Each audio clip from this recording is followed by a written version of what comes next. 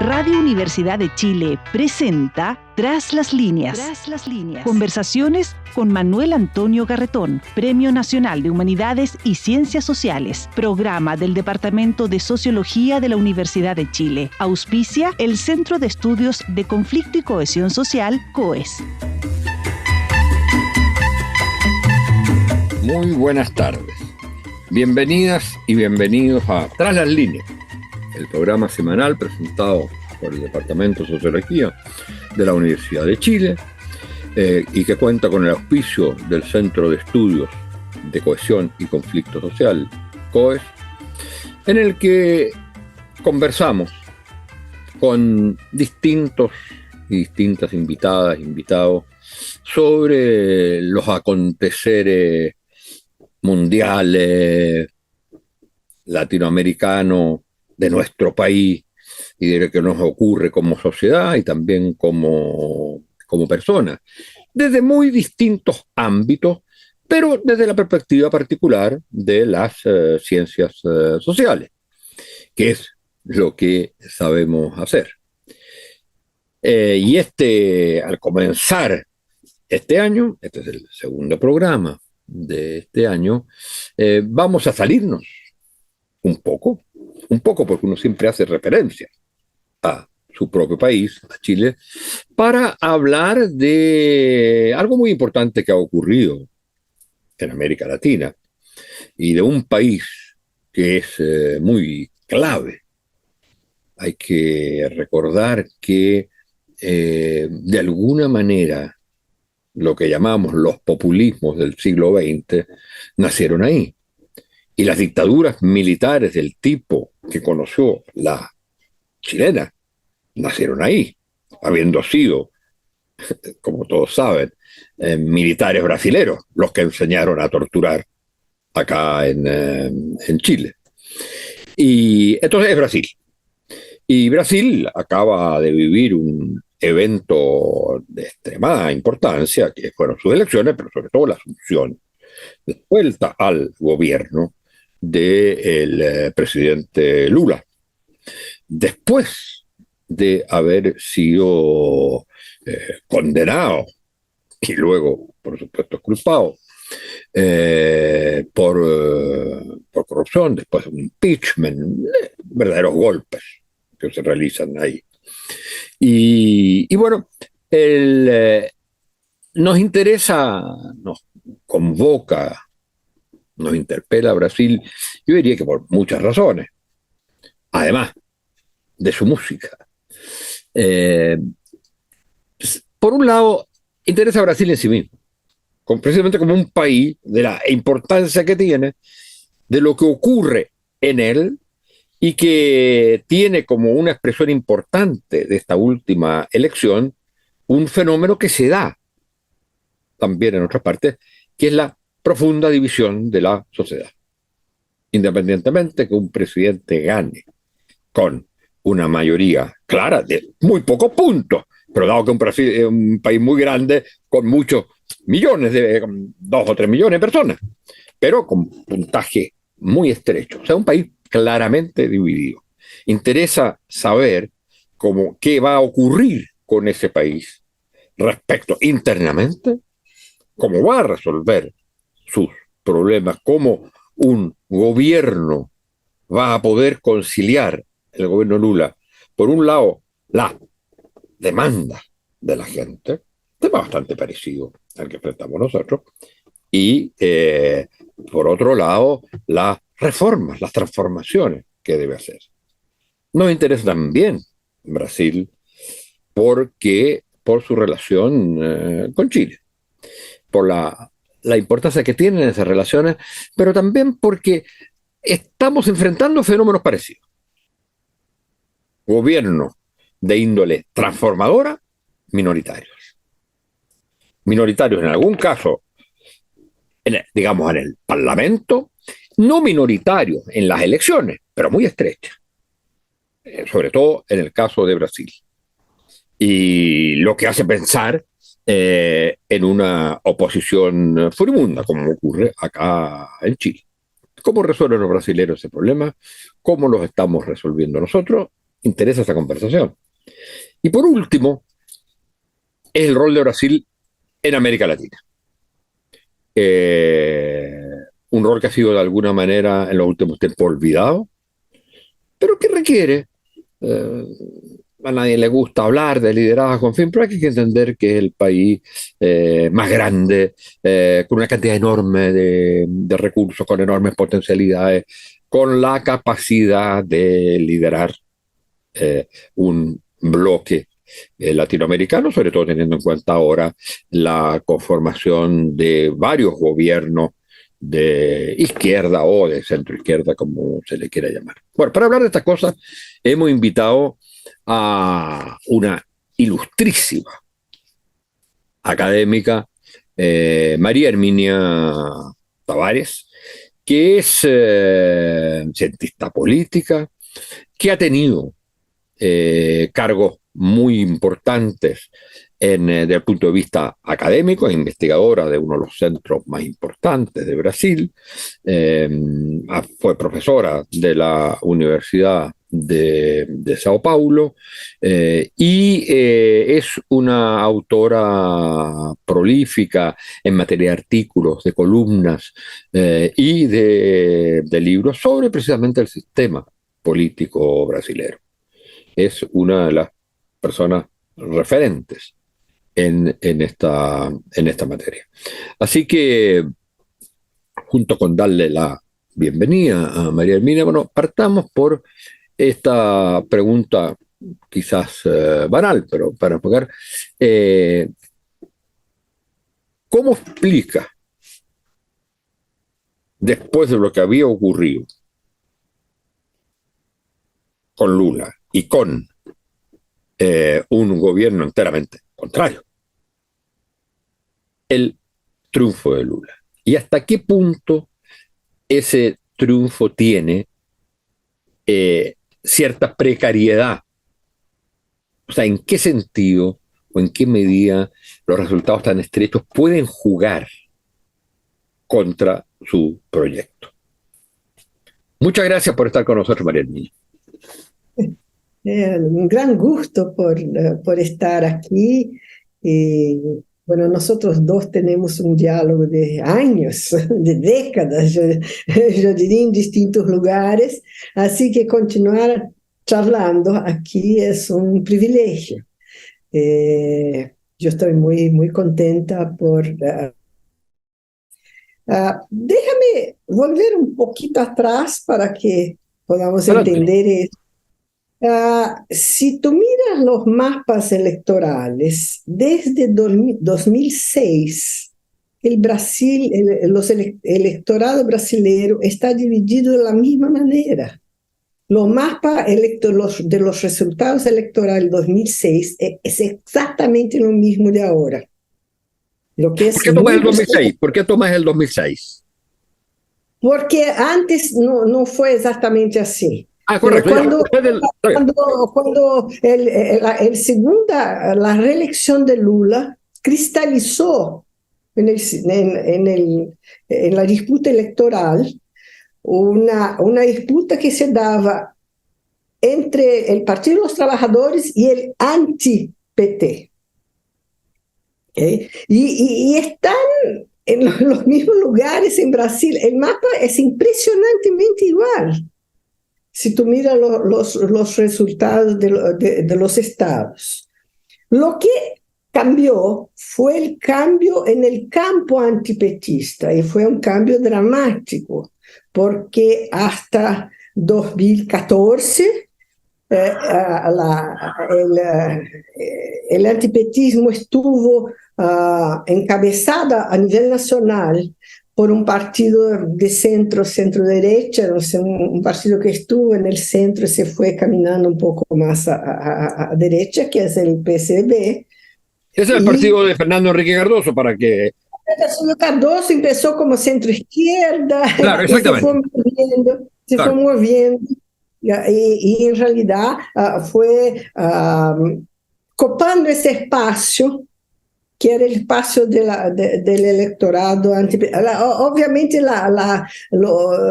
los porcentajes variaron, el PT ganó mucho con un número más grande de votos en 2006, en 2010. En 2014 no. El mapa de 2014 es casi el mismo de 2022 y lo que ocurrió fue un grande cambio en la derecha, que tiene que ver con la crisis, podemos volver a eso, etcétera, pero que después de la crisis de los 10, llevó a la presidencia un liderazgo populista de extrema derecha, con claras inclinaciones antidemocráticas, sin ningún compromiso con la democracia, lo que no ocurría en el pasado. Pero los cambios fueron a la derecha. ¿Te das cuenta? El Partido de los Trabajadores, con todo lo que pasó, porque tuvo dos grandes escándalos. El primero fue en 2006, 2005, que fue la llamada Mensalão, cuando se descubrió que el partido pagaba diputados de su coalición, etc. Y eso eran fondos electorales un poco confusos. Y después el gran escándalo de la operación Lava Jato, que fue muy importante para que no solo hubiera el impeachment, como para que Lula se fuera a la cárcel. ¿Te das cuenta?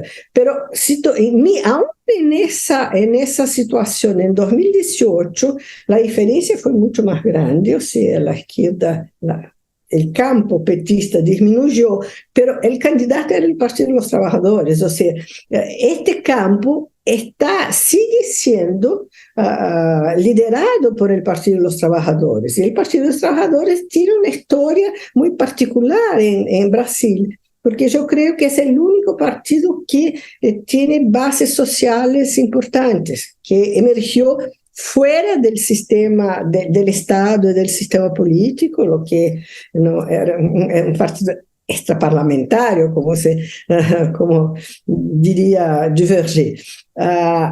En los años, en el proceso de democratización, y sigue siendo el partido incontestable de la izquierda, ¿te das cuenta? O sea, lidera una coalición de otros partidos más chicos, etc., pero no hubo sustitución con todo lo que pasó con el partido en los años 10. Así que cuando la justicia reconoció, no es que se diga que los hechos no ocurrieran, porque muchos hechos de corrupción efectivamente ocurrieron, pero los procesos que fueron montados en contra de Lula estaban muy mal hechos y estaban claramente políticamente sesgados, o sea, fueron utilizados como para tirar el PT del poder, y el juez Moro se fue al gobierno de Bolsonaro, y hacer eso, bueno, de alguna manera chanceló la idea que todo el proceso estaba sesgado. Cuando la justicia dijo, los procesos no están mal hechos, porque la decisión que inocentó Lula no es una decisión sustantiva respecto a los hechos, así respecto a cómo los procesos fueron montados, fueron organizados. Cuando Lula volvió,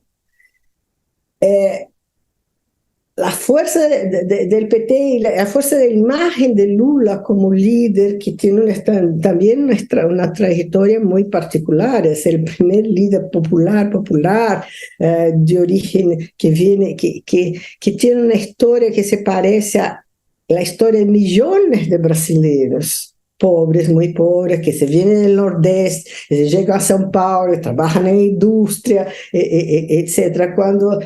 Así que es muy simbólico, o sea, cuando Lula pudo presentarse, todos los otros intentos, porque hubo todo el tiempo intentos de construir una candidatura alternativa al PT y a la extrema derecha. Y todas fracasaron. Ninguna de ellas fue capaz de desplazar, vamos a decir así, el PT en el electorado. Así que la disputa sí fue la más difícil de la historia del Partido de los Trabajadores desde que empezó a ganar, porque empezó a disputar en el 89. Pero ojo, en el 89 fue a la segunda vuelta. El PT siempre fue a la segunda vuelta, desde que existe, desde que disputa elecciones presidenciales. Pero fue una disputa muy, muy, muy dura. Muchos de nosotros no creíamos que Bolsonaro pudiera tener esa cantidad de votos por el tipo de gobierno que ha hecho, por las cosas que ha hecho. ¿Qué es lo que explica entonces? ¿Qué es lo que explica precisamente eso? ¿Qué explica? La gente no quiere votar. Siendo alguien rechazado por el mundo entero. Sí, la gente Fuera de Brasil. Hay una parte del Brasil que no quiere el Partido de los Trabajadores. Ya. Es un voto contra. Y sea quien sea, lo van a votar.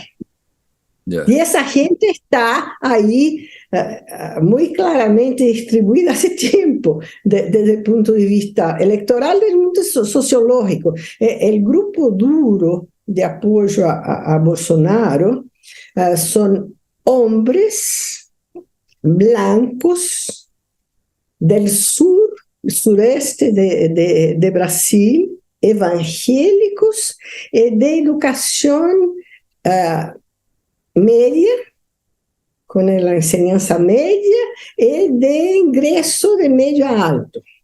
¿Y por quién votaban esos sectores antes que apareciera Bolsonaro? Votaban en el PSDB. A partir de 2006, votaban en quien encarnaba, vamos a decir así, la opción no PT. Claro, pero Bolsonaro no es del partido de derecha. No, Bolsonaro no es de nada. Nunca. Bolsonaro era un diputado, un backbencher. O sea, un diputado un poco ridículo, que nosotros aquí llamamos del bajo clero. Aquí se llaman los diputados del bajo clero, son aquellos que él no tenía un proyecto pues, ya aprobado, tenía uno solo, sin importancia. No tenía ninguna importancia. Y la gente lo creía una cosa un poco ridícula. En 2015, él empezó a hacer campaña en lugares y en medios que nosotros los intelectuales no frecuentamos, en televisiones, en programas muy populares y todo eso, y así que construyó una campaña. Y además con esa cosa aprovechó muy bien los nuevos medios, las redes y todo eso que tiene gente con él que maneja bastante ese mundo que votó, salvo el núcleo duro, digamos, la mayoría, el mundo enorme que votó por Bolsonaro, ¿qué hace ahora? O sea, ¿cómo se plantea o cómo? La pregunta tiene un doble filo. Uno, ¿cómo se plantea frente al gobierno? Porque son gente muy distinta. Y muy distinta probablemente también al núcleo duro. Es gente muy distinta. A su vez, la pregunta es también, ¿qué puede hacer o qué debe hacer? ¿Qué tipo de discurso o de política debe hacer el gobierno de izquierda que sin dejar de hacer cosas de izquierda pueda responder a ese mundo que puede generarle muchos problemas? Sí, seguro. El núcleo duro no es chico, ¿eh? El núcleo que es nosotros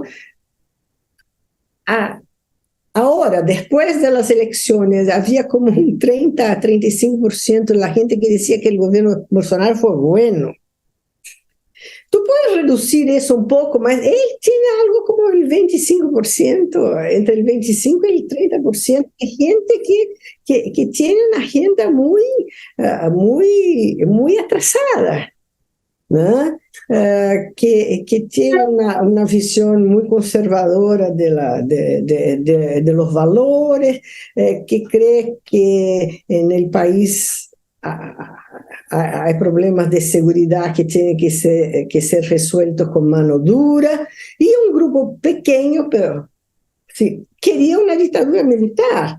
Todavía hay gente enfrente de los cuarteles que se instalaron ahí desde el día de la proclamación de los resultados electorales, y están aquí como a 1 kilómetro de mi casa, enfrente del cuartel general, llamando a los militares a que resuelvan la cuestión. O sea, en Brasil hay un apoyo a un gobierno autoritario que no es despreciable. No es que sea pero frente a ya, eso no deja de ser importante. O sea, hay un grupo al cual le gusta esa cosa, el Bolsonaro, la grosería, y hay un grupo que no quería el PT. Entre el PT y Bolsonaro prefirió volver a votar a Bolsonaro, y a esa gente está un poco órfana. Ya, ¿qué hace el gobierno? ¿Qué tipo de discurso y de política pública puede hacer que ese sector que votó por Bolsonaro, pero que no integra el núcleo duro, porque tenemos claro lo que quisiera el núcleo duro, es que todo esto se acabe, digamos. Pero este otro mundo, que es muy diverso. Muy diverso. ¿Cuál es el tipo? Te digo porque hay una cosa interesante ahí que tiene que ver también con lo que ocurre en otros países y en el nuestro. Que es, por ejemplo, llevándolo a otro plano, porque en la elección presidencial se votó, la derecha obtuvo el porcentaje que tiene, 44%, que no es poco. Pero en la opción frente al proceso constituyente se obtuvo un 62%. Entonces ahí hay un mundo nuevo, porque además, no sé si está el caso de Brasil, aquí era por primera vez voto obligatorio. Entonces aquí se incorporó una gran cantidad de gente. Es obligatorio desde siempre, o sea, están todos ahí. Abstención muy baja. Sí, baja, a la gente le gusta votar, sobre todo en los cargos mayoritarios, en las posiciones mayoritarias, para gobernador, presidente, etc. Para el Congreso la abstención es más grande. Pero en ese sentido, entonces digo, el problema es similar en ese sentido, en que hay un sector que vota contra algo, pero que no se identifica necesariamente con el núcleo duro, aunque al final termina respondiendo a los planteamientos del núcleo duro. Aquí pasó exactamente igual. Era un 20% que había votado apruebo la primera rechazo la primera vez, un 20%, y llegó ahora a convertirse en el rechazo de un 60%. Es decir, logró un discurso y una propuesta que junta posiciones muy, muy diversas y que, sin embargo, es un rechazo contra. Entonces, el problema es, en este caso, el gobierno, ¿qué hace? Porque además tiene minoría, ¿no es cierto?, en el Parlamento. Sí, tiene minoría mucho más grande en el Parlamento. O sea, la coalición del gobierno, que en la segunda vuelta se fueron dos candidatas importantes que apoyaron a Lula. Una es Marina Silva, que es una ambientalista, pero muy respetada, etc. Y la otra es la Simone Tebet, que fue el último esfuerzo de una derecha más civilizada de tener una candidatura que fuera alternativa. Ella tuvo 4% de los votos, pero es una tipa simpática, etc. Ahora está de ministra de planificación de Lula. Está de ministra Lula. Ya. Planificación. Ella quería algo social, porque Ya, pero ella es de derecha. centro derecha, sí, Centro derecha, ya. PNDB, O sea, pero tiene hay una coalición relativamente amplia entonces. relativamente amplia esta coalición que empieza, pero para ciertas votaciones en el Congreso va a tener que hacer todavía más amplio. Y Ya. ahí va a tener, y el Congreso, el resultado es el siguiente, siempre fue, el Congreso brasileño siempre tuvo mayoría de derecha, ¿okay? Aún en los mejores momentos de Lula. Lo que lo obligaba a hacer siempre coaliciones a la derecha, ¿verdad? Pero en esa derecha tú tienes varias cosas. Tú tienes un grupo que se llama el Centrão, que quiere estar en el gobierno, que quiere cargos, que es patrimonialista, te das cuenta, y que por ende es pragmático. Y ahí yo creo que en los resultados recientes, el grupo más de derecha más ideológico, que era muy chico, creció un poco. Y así que para Lula probablemente va a tener más problemas con ese Congreso que con... Pero hay lo que llamamos el Centrão, que es totalmente flexible, pero lo que a la vez te pone en problemas porque esa gente quiere cargos. Y esa gente en los cargos se comporta normalmente mal.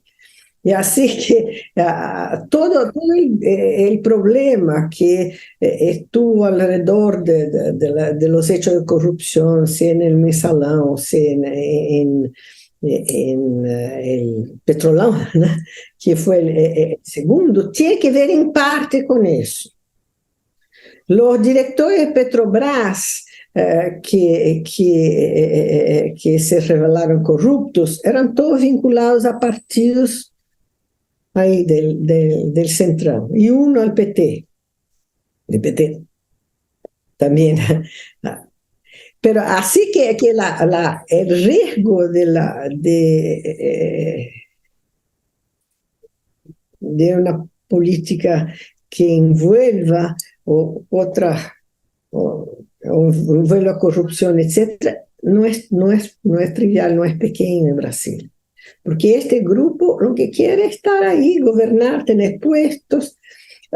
Había un diputado en el pasado que yo decía, yo quiero esta directoría de Petrobras que abre pozos.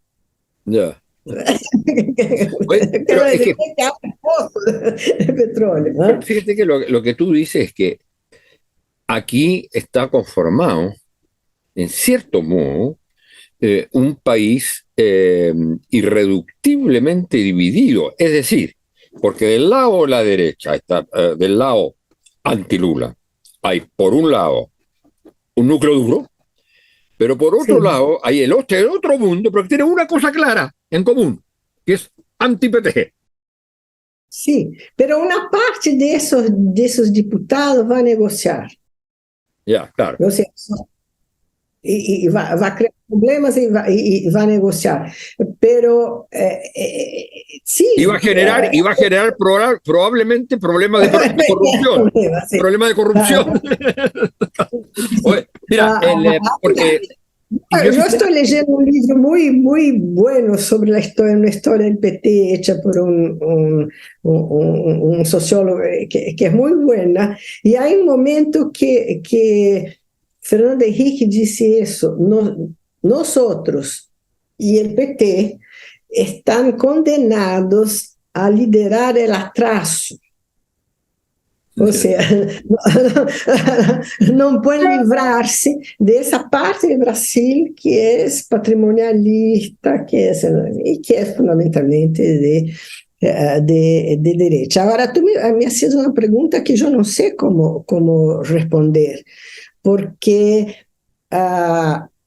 hay una parte de este grupo que quizás si la economía mejora, si las cosas funcionan, etc., decir que está bien, ¿no? Y no va a crear problemas. Pero hay una parte que yo creo que lo que Bolsonaro trabajó mucho fue algo en el nivel de los valores, ¿te das cuenta? Y valores que son importantes para la vida de la gente, o sea, la religión, la familia y toda una agenda que no estaba en la política en Brasil, no estaba. La gente podía ser conservadora, podía tener ideas conservadoras, pero eso no estaba movilizado políticamente. Eso es muy interesante. Ahora está. O sea, le da un contenido. Le da un contenido. No es solo rechazo, le da contenido.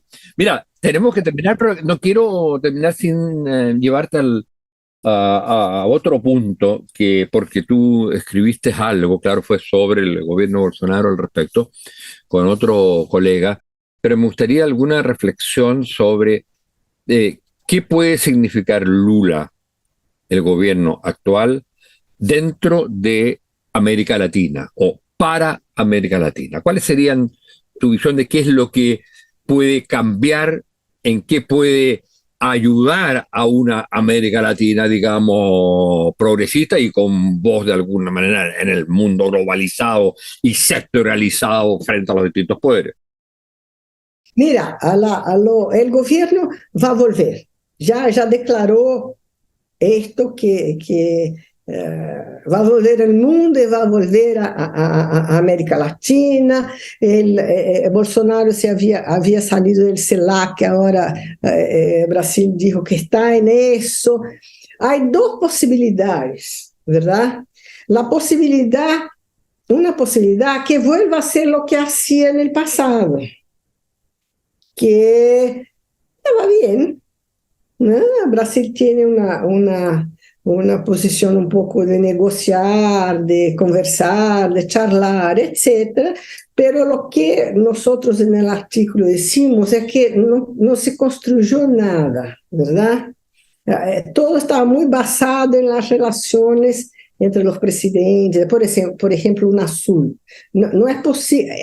América Latina necesita un foro para que los presidentes hablen, conversen, discutan su problema, pero si eso no está mínimamente institucionalizado, existe cuando los gobiernos tienen toda una orientación parecida y desaparecen cuando entra una. Así que yo creo que quizá, no sé, la mejor cosa que Brasil puede hacer es tratar junto con los países ahí, institucionalizar ciertas instancias de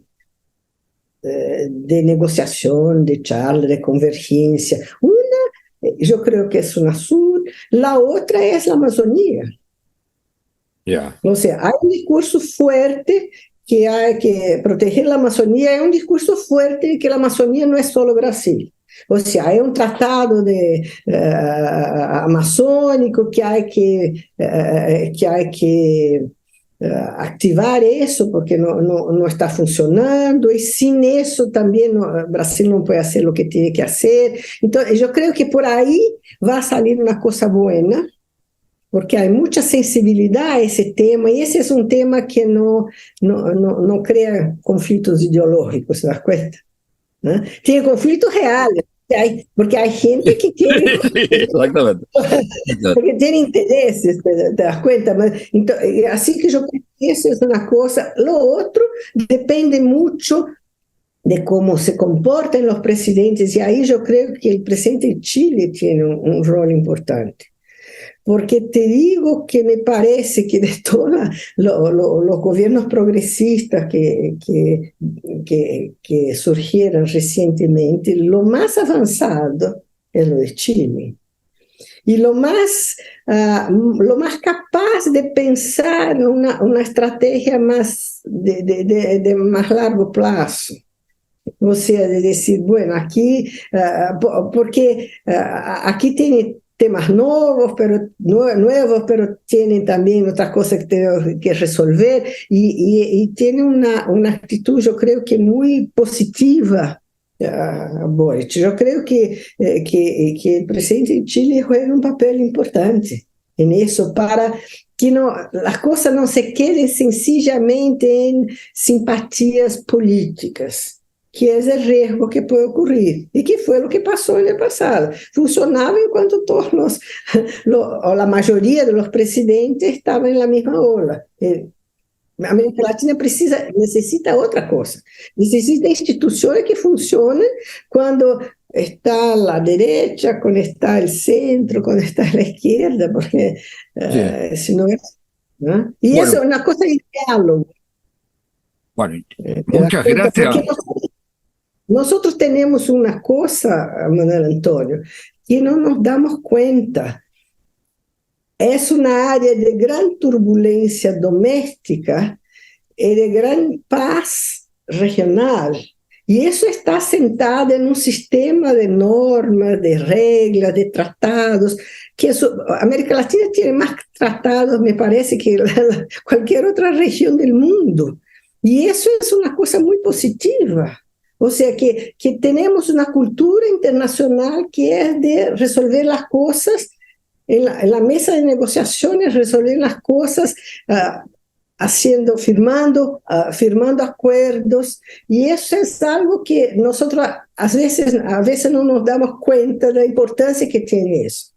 No, además que hay que tomar en cuenta que eso es especialmente interesante en un momento y que tiene más potencialidad en un momento que ya no tenemos que estar mirando a Estados Unidos para lo que se haga en materia política internacional. Bueno, María Herminia, tenemos que terminar y muchas gracias.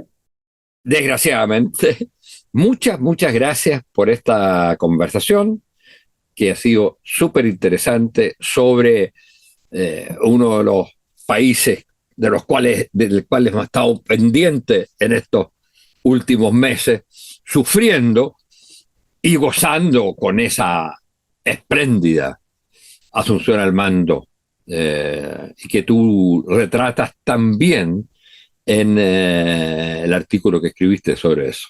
Muchas gracias. Estamos todos muy felices con eso. Gracias, Manuel Antonio. Un gusto hablar contigo y con los chilenos que nos oyen. Muchas gracias a ustedes, señoras y señores, auditoras y auditores. Y hasta la próxima semana. Radio Universidad de Chile presentó Tras las Líneas.